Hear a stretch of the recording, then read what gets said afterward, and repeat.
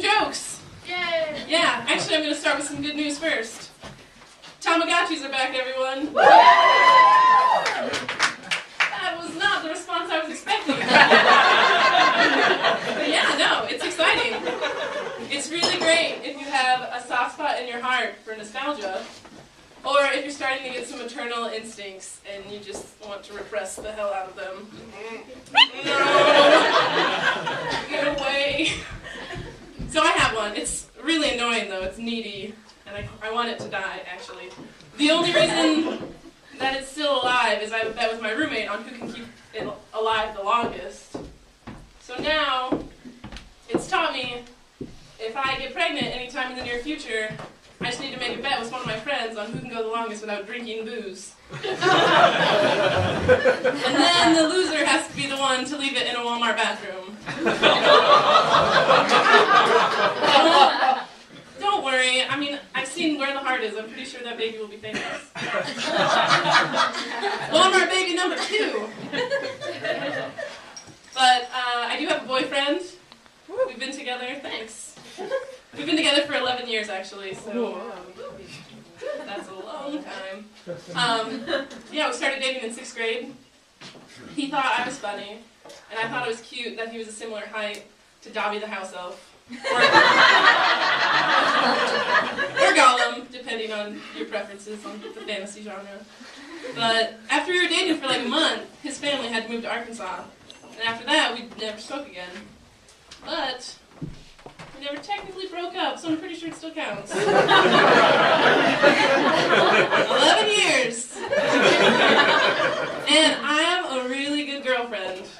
I haven't cheated on him once. I tried! Doesn't work out. I do live with 2 guys, though. And so since, you know, the whole men thing hasn't been going well for the past 11 years, I asked them for some advice.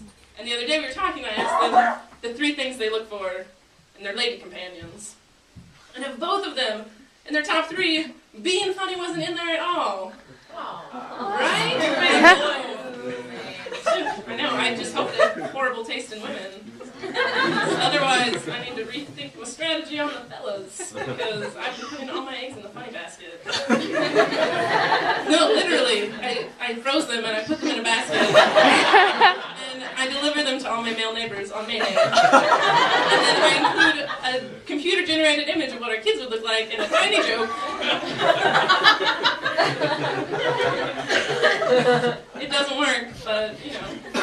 May's coming up, maybe I'll add something else to it. Tiny comb. We'll see.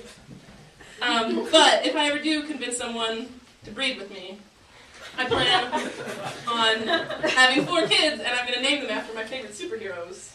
So, yeah, right? It's a great idea. Yeah. Tony, Logan, Clark, and Bruce. That's the wrong order. Bruce is number 2, sorry. Embarrassing. Right? Yeah. And so then, if they're ever, like, feeling down, things aren't going their way, they can come to Mom, and I can remind them, you're never going to live up to your name. Get used to disappointment now, because you know life is going to be really hard for Clark the girl. It's going to be rough. Yeah, so fun fact number 2 of the night. Google used to be called Backrub when it was first being made or something, because backlinks were involved in the algorithm, and other words that I don't understand happened, and that's how it was called that. But think how different normal conversation would be now if it was still called that.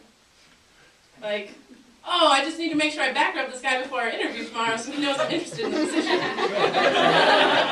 That would be normal. Ew. Now people just know why I'm unemployed.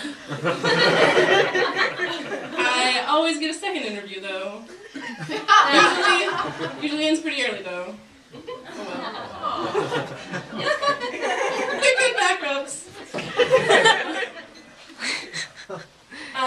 So, the last job that I did have, though, I was in London and I had an internship over there. And I realized that there are some language things that are a bit different. And most of them I knew, like, you know, chips are crisps and jumpers are sweaters. Sweaters are jumpers. Anyway, but there was one that I didn't know, and it was pants. which over there means underwear. I didn't know that. And my boss came in. He said that I could sit in on one of our important client meetings the next day. I didn't want to look dumb, so I wanted to make sure, what should I wear? So I was like, oh, just like fancy pants, right? And he was like, actually, that would be great. Maybe give him one of those back rubs from our interview.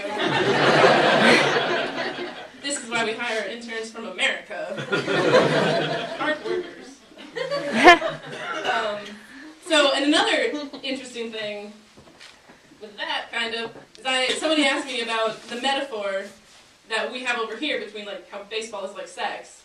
And I had to explain that to them, which is kind of a lot to ask because first and home are usually the same, but then how you fill in the rest depends on whether or not you went to public school and if you're on the bus to get there. Lucky for him though, I did both, so I had lots of options to choose from. So I could give him a really good version that adequately represents the metaphor that we have here, but I did not. No, I was like, okay, well, second base is above the waist, third is below, but you can't use your mouth unless you get a ground double. Because all 4 hands or all 4 feet are on the floor. Unless you're pitching a perfect game, then all bets are off.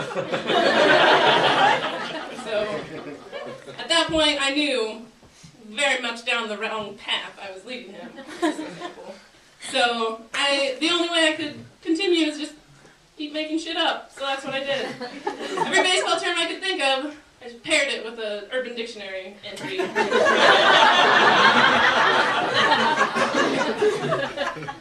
So I just can't wait till the next time he tries to hook up with some girl from America and he just ruins everything because she thinks that we're into knuckleballs.